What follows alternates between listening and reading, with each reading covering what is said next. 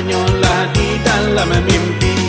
Bertabuak siambai-ambai bila lang si ramo-ramo. Mau tak banyak nan pandai tapi indah ada bukinya. Bertabuak siambai-ambai bila lang si ramo-ramo. Hanya mengaku pegawai tapi indah pandai tu dibaca. Otaklah jando tu yang kawan. Ang pegawai keceng mah. Baik, berpuah. Kalau mau orang tu. Gadang depan lambah tinggi yo deba anjongkan. Baik tu pitua asa nalabanya dilupakan. Nyampang yo nak gadang biarlah orang gadangkan. Kau lah gadang surang itu kagadang-gadangan. Nyampang yo nak gadang biarlah orang gadangkan. Kau lah gadang surang itu kagadang-gadangan. Ganggam alaba untuk hidup ikoyon laba pangadok. Aku manggale karupwa dan satu menjua godok. Aku anti menabung kuah ala jale kajadi saro. Gadang galau kau dah malu. Gadang antak indah kalalu. Gadang suwo tak manganyangi. Gadang bungkui indah barisi.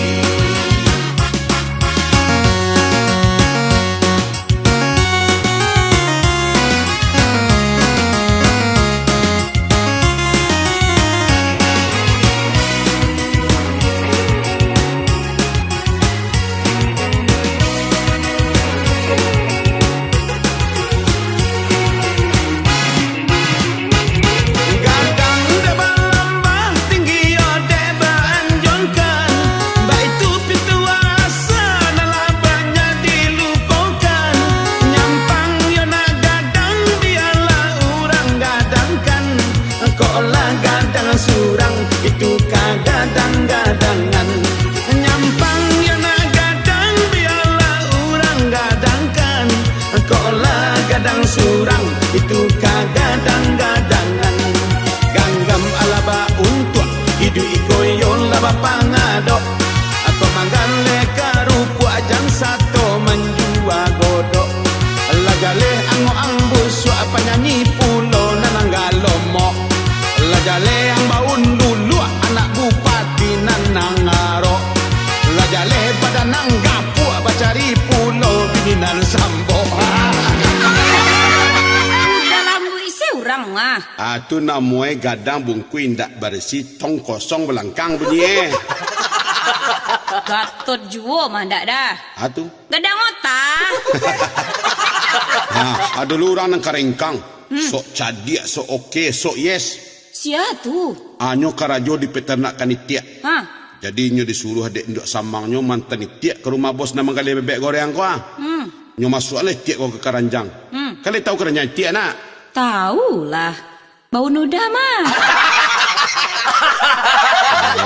Karanjang itiak badan ko. Ndak udah nan bau karanjang itiak do. Cuma karanjang itiak tu nan bau nuda. Barang je lah. Sudah tu nyo naiknya ni tiak dalam keranjang tu kata sepeda. Nyo lagi halamat dia duduk samang nyo. Nyo barangkek. Di tengah jalan tak giliang batu jatuh lah. Abah serak tiak tu. Tapi sepeda saya jo keranjang nyo selamat kan. Nyo balik pulang. Kecek orang. Oh yuang, tu tiang lapeh yang pa biasa Dijawabnya.